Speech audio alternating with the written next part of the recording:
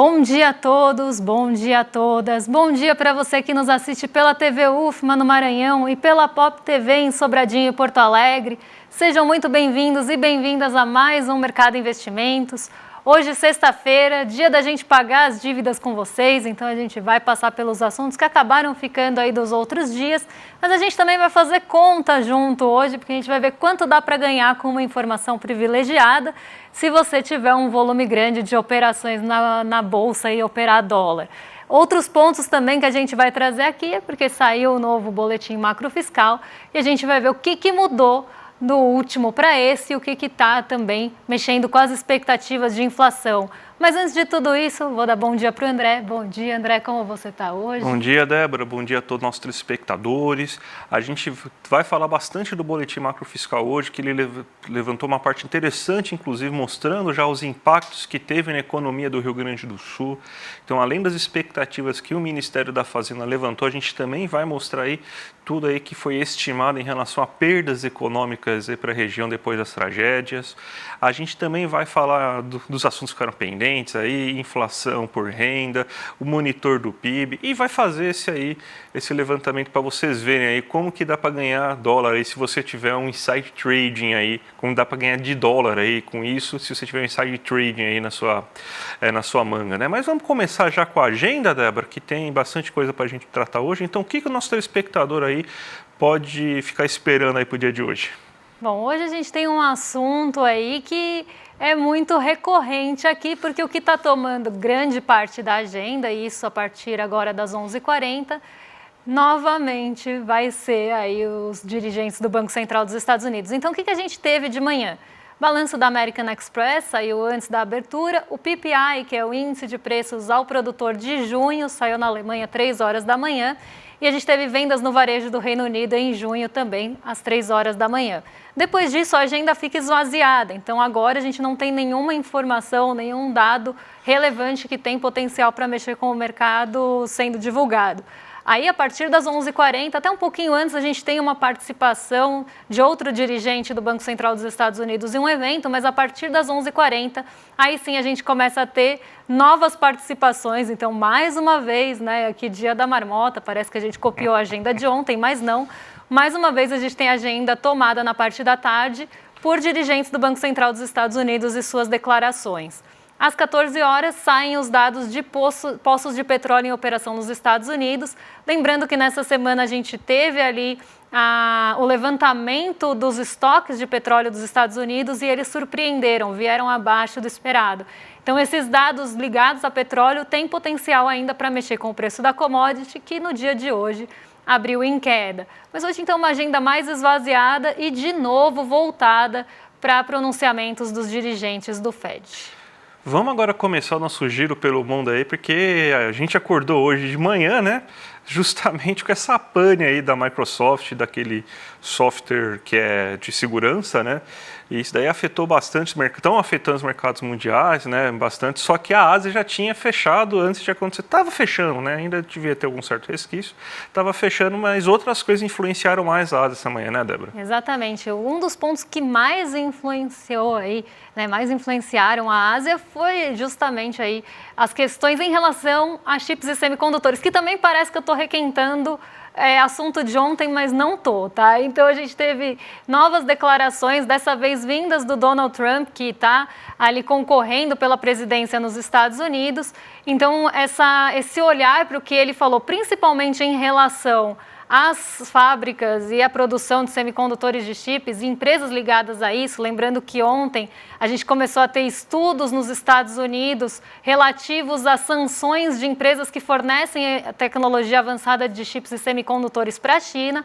Hoje quem falou disso, na verdade falou ontem à noite, foi o Donald Trump, justamente apontando para um crescimento grande das fábricas de semicondutores em Taiwan. Então, ele se mostrou preocupado com isso, com esse avanço das empresas de tecnologia, o que também levantou dúvidas em relação a possíveis sanções que possam ser feitas nos Estados Unidos caso ele ganhe. Mas não é um olhar só para caso ele ganhe, porque isso já está sendo estudado. Então, o mercado está vendo que, independente de quem ganhe, provavelmente a gente tem aí algumas sanções comerciais em relação a esse setor. E por esse motivo, justamente porque ele falou de Taiwan, hoje quem caiu bastante foi o TAIEX, então vamos colocar aí na tela para o pessoal de casa acompanhar. TAIEX é o principal índice de Taiwan e ele acabou recuando aí 2,29%. Então, acabou liderando as quedas lá na Ásia e a gente teve outros motivos também que acabaram levando as bolsas não para uma direção única. O TAIEX caiu 2,29%, mas se a gente olha, por exemplo, o Xangai Composto, ele ficou no terreno positivo. Isso porque ontem terminou aquela reunião do Partido Comunista Chinês e alguns estímulos foram ventilados. Mas ainda não tem um detalhamento desses estímulos e nem como eles podem impactar a economia, mas só a menção de que isso poderia ser observado mais de perto já fez com que as bolsas chinesas fossem para o terreno positivo hoje. Mas ainda com o mercado esperando mais detalhamentos e até com uma certa frustração, porque eles esperavam que fosse uma condução aí, de essa reunião fosse conduzida mais para essa discussão econômica e outros assuntos como segurança nacional foram discutidos por lá. Então o mercado ficou nesse sentimento misto, enquanto a gente teve de novo o setor de chips e semicondutores puxando as bolsas para baixo, um pequeno otimismo com a reunião chinesa acabou aparecendo, mas ainda em proporções bem pequenas, porque ainda não se tem esse detalhamento que tanto se espera também no mercado. Vamos para o Brasilzão agora, porque saiu ontem, no final da manhã, né, o boletim, o relatório macrofiscal, que ele mostra as projeções do Ministério da Fazenda em relação a crescimento econômico, PIB, dívida pública, mas também saiu um levantamento importante para entender já os primeiros impactos da tragédia no Rio Grande do Sul. Então vamos começar falando primeiro aí do que está sendo previsto para esse ano na economia brasileira, né? Então a gente fez uma arte, inclusive, aqui para vocês entenderem aí o que a gente está falando. Então, a gente tem então que para 2024 ainda é esperado um PIB aí de 2,5%, enquanto para o próximo ano você tem um PIB esperado de 2,6%. Se a gente for pegar esses dados e quebrar eles, né, ver de forma mais detalhada, a gente vê que é esperado uma agricultura um pouco mais fraca, uma queda da agricultura no segundo trimestre, justamente por causa da situação do Rio Grande do Sul, mas você tem uma atividade industrial, uma atividade de serviços mais forte do que estava sendo esperado anteriormente. Então, esse balanço aí acabou fazendo com que o PIB ficasse na mesma, ainda sendo esperado um crescimento de 2,5% para esse ano. A inflação teve uma leve alta, agora está sendo esperada uma inflação de 3,9% esse ano, com atenção principalmente para aumento de custo de gasolina e aumento de custo do dólar. Então, esses aí são os fatores que estão no radar aí do Ministério da Fazenda, porque o dólar tem sim um forte componente aí que pode impactar no curto prazo na inflação, e ainda a questão dos alimentos. Volta aí, gente, volta aí que a gente não falou tudo aí daquele quadro lá. Em relação ao resultado primário, a gente está sendo esperado um resultado primário de 0,71% do PIB esse ano, aí de queda, né, um déficit de 0,71% do PIB esse ano, ficaria um pouco fora da meta, está quase fora da meta. Por isso até que você já tem, então, o Haddad anunciando alguns cortes aí, que não concordo, mas tudo bem, ele falou que tem que cumprir a meta, então é isso, né? Então, você tem, então, esses anúncios já na esteira aí, dessa previsão aí desse ano, mas o resultado do primário também do próximo ano também continua em um déficit de 0,78%. A dívida bruta para esse ano está sendo esperada de 77,46% e de 8,1%. Então, esse aí é o que o governo espera aí para esse próximo momento aí, Débora. E a gente tem os impactos que podem ser trazidos também pelas enchentes no Rio Grande do Sul. Então, o que se espera, né? Porque o que apareceu ali no boletim macrofiscal como uma possibilidade de pressão inflacionária nessa nova medição e que poderia afetar e pressionar a inflação. Pontos ali principais: gasolinas, enchentes e tragédias do Rio Grande do Sul e a questão do dólar. Então vamos ver aí como é que isso pode mexer, né, com as expectativas de inflação aí do Ministério da Fazenda. Essa aí, na verdade, já é um dado aí falando o que teve de queda de atividade econômica no Rio Grande do Sul. A gente vê aí uma queda muito brutal em muitos locais. Aí você vê que mais ou menos todas são acima de 15%, 16%. Então, a gente já vê que você tem então, um impacto muito forte na economia do Rio Grande do Sul. Você vê, por exemplo, alojamento, ou seja, a UTESE, o turismo do Rio Grande do Sul morreu. Tá, com metade do... Você teve queda de metade da atividade de hotelaria do Rio Grande do Sul. Então, isso daí é um dado muito preocupante. Você vê aí que a alimentação, ou seja, você tem serviço de alimentação, ou seja, comer fora de casa aí, teve uma queda muito grande de 26,6%. A gente tem aí que recreação caiu quase 10%. A procura de veículos e motos aí também caiu 28%. Vamos ver outros aqui. Informática, 23,1%. Procura por móveis eletrodomésticos, uma queda de 21,9%. Cuidados com saúde, muito importante, porque as pessoas estão sem dinheiro, elas estão reconstruindo sua vida. Então, você tem então, que caiu quase 16% da busca por você ir num profissional de saúde, um médico, ou fazer um exame laboratorial, fazer seu check-up. Então, uma queda de 16% disso. A compra de alimentos também caiu 4,1%. Então, você vê aí o nível de queda da atividade do Rio Grande do Sul. Agora a gente consegue ter um certo entendimento aí de tudo que aconteceu durante aquele momento, durante aquele mês aí que você teve essa queda. Lembrando que ainda tem uma situação muito difícil, as estradas ainda não estão aí completamente, voltaram completamente, o aeroporto internacional também está fechado, os voos estão acontecendo em cidades vizinhas a Porto Alegre, então a situação ainda não acabou, mas você vê que pela primeira vez aí você tem um levantamento oficial do governo mostrando aí o que ele acredita aí de ter impacto na atividade econômica. A gente vê que o impacto é muito, mas muito brutal. Setores que perderam 1/4 da atividade econômica, e não são poucos, setores que perderam metade do seu nível de atividade econômica. Então, essa é a situação aí, esse é o efeito da tragédia no Rio Grande do Sul, Débora. E lembrando que já apareceu aí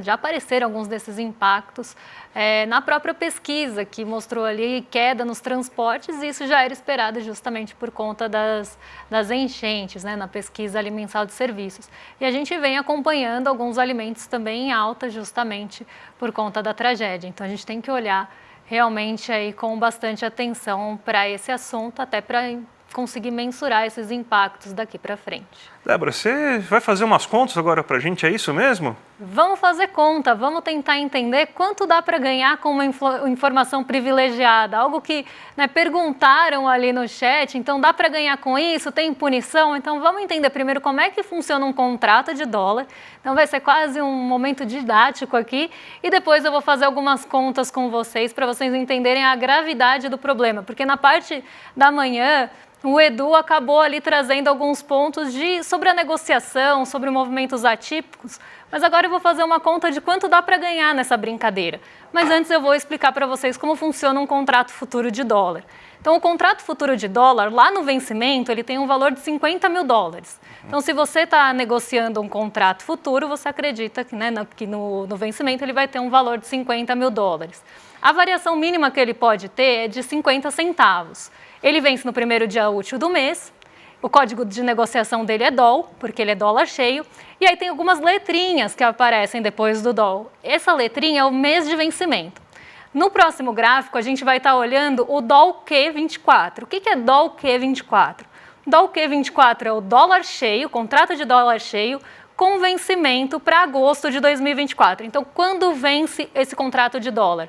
Dia 1º, dia útil, né? Não sei se vai ser no dia 1º de agosto, mas o primeiro dia útil do mês de agosto. Qual o mínimo que você pode operar quando você compra um contrato de dólar? São 5 contratos e sempre em múltiplos de 5. Normalmente, contrato de dólar, a gente tem o dólar e o mini dólar. O mini dólar é um contrato um pouco mais acessível, ele tem bastante liquidez e é muito operado. O dólar, por ele ser mais caro, ele ter uma chamada de margem, né? O que é chamada de margem? Para você operar, você tem que deixar um dinheiro em garantia, porque se tiver um revés de mercado, eles vão usar aquela garantia que você deixou. Então, para você poder operar em day trade, por contrato, você tem que deixar uma margem de garantia na B3 de R$ 125. E para você operar um contrato e segurar ele, então segurar mais de um dia, você tem que deixar uma margem de garantia de 15 mil por contrato. Lembrando que é no mínimo 5. Então, sempre aí tem uma chamada de margem grande, principalmente se você deixa ali para o próximo dia. Então, pessoas que negociam dólar cheio, normalmente são pessoas mais graúdas. E aí, quando a gente olha naquele dia 16 de julho, que teve o vazamento da informação, e essa denúncia chegou lá no N1, e aí eu vou pegar ele esse gráfico para fazer umas continhas com vocês, a gente vê algumas movimentações atípicas de alguns agentes que a gente não vai falar, mas que já tem alguns históricos de aparecerem na mídia por anteciparem alguns eventos. Então, vamos colocar o gráfico aí, e dado que eu já expliquei as condições, agora vai ficar mais fácil de vocês entenderem. Então, eu vou fazer algumas contas com vocês. Se puderem deixar o gráfico na tela cheia, porque como eu vou riscar ele, acho que vai ficar melhor para o pessoal em casa me acompanhar. Então, vamos lá. Aqui, mais ou menos, né? Na verdade, exatamente, acho que não está riscando, né? Então, vamos lá.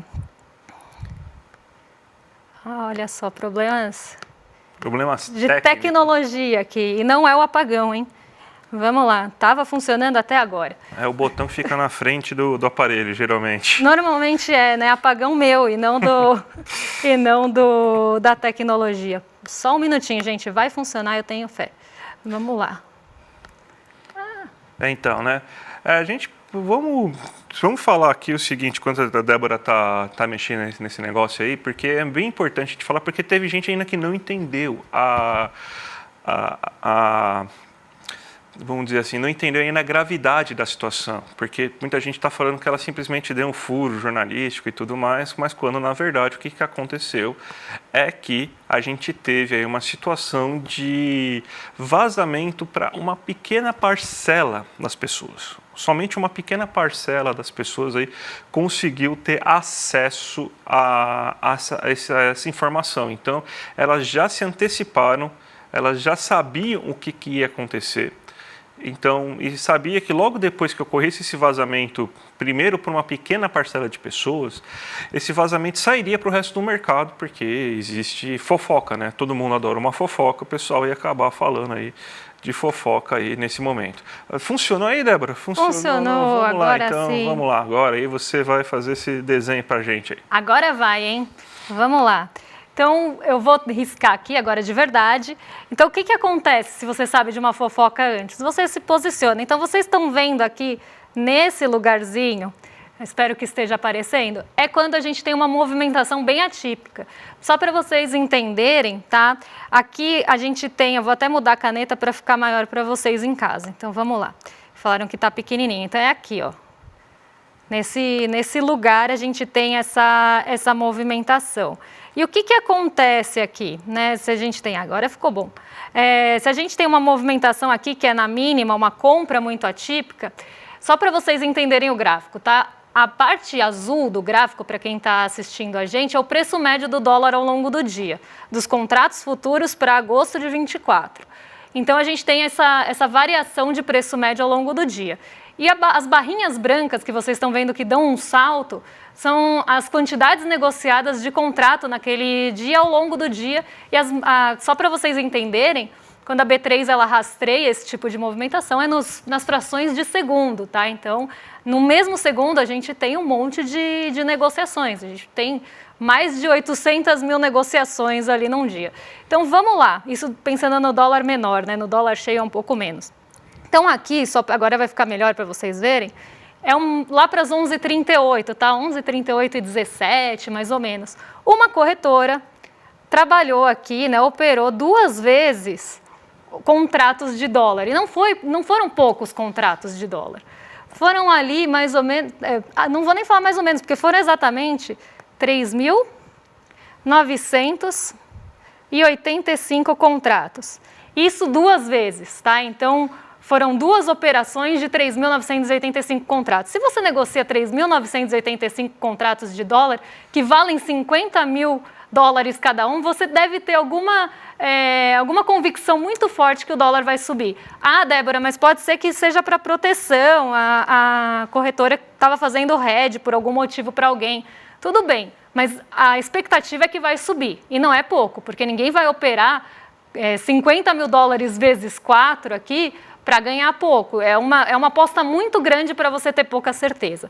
E aí vamos ver o quanto dá para ganhar com isso. Se a pessoa operou aqui 3.985 contratos a 5.424 pontos, Tá? Então, o dólar ele é contado em 5.424 pontos, o que a gente poderia ler como R$ 5,42, mas como a gente está falando de contrato aqui, ele é em pontos. Tá? Então, a gente tem 3.985 contratos a 5.424 pontos.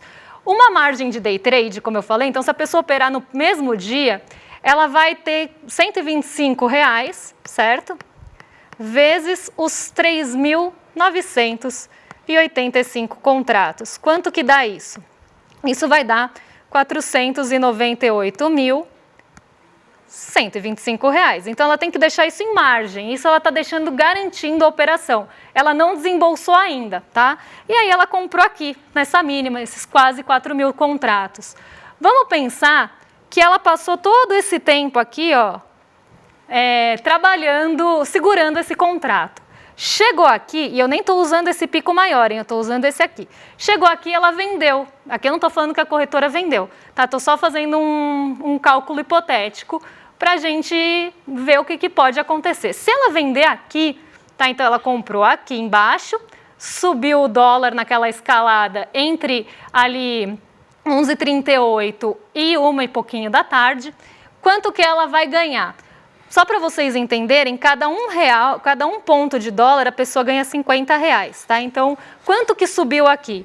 Subiram 48 pontos, porque ele saiu de 5.424 para 5.472 pontos. Qual foi a variação aqui? Foi de 48 pontos. Gente, a minha letra não é bonita, tá? Então, ainda mais no tablet, que eu não tenho muita habilidade. Então, ele vai ter uma alta de 48 pontos nesse momento aqui. Se ele vendesse os mesmos 4.000 contratos, eu nem estou contando que foram 2 operações, eu estou contando uma só. Ele vai ganhar 48 pontos vezes os 4.000 contratos, eu vou pôr 4K, vezes R$50, que é o quanto ele ganharia cada ponto, cada contrato.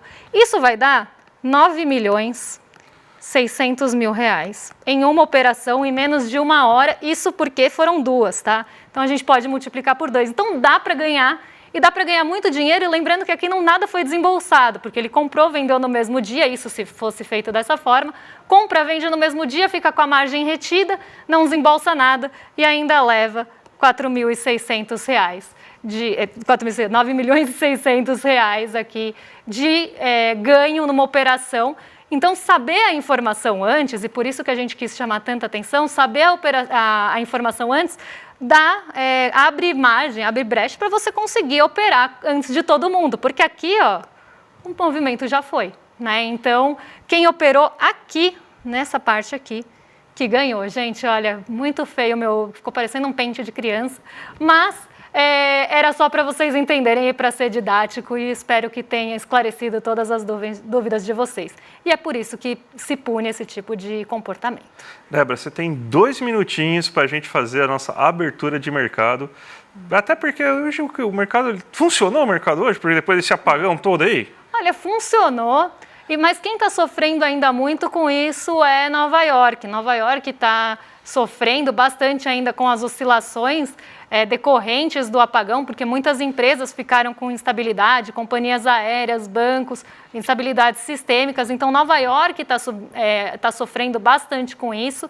Então, a gente vê as 2 bolsas no terreno negativo, também por outros motivos, mas esse foi um movimento ali presente na abertura que acabou ali prejudicando bastante a operação das bolsas, as bolsas europeias que começaram mais sentindo esses efeitos, e agora isso chegou a Nova York. Aqui no Brasil a gente até tem algumas empresas que ficaram mais no radar justamente por isso, mas o movimento não foi tão sentido, pelo menos até agora.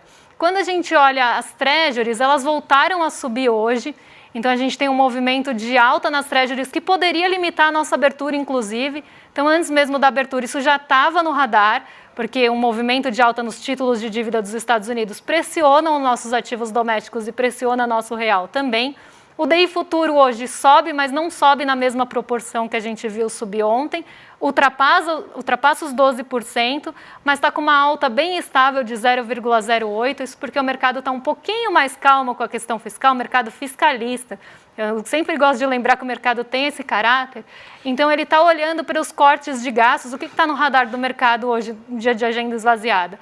os cortes de gasto, as contenções de despesa e da onde vai compensar a desoneração dos 17 setores. Isso deve sair na semana que vem.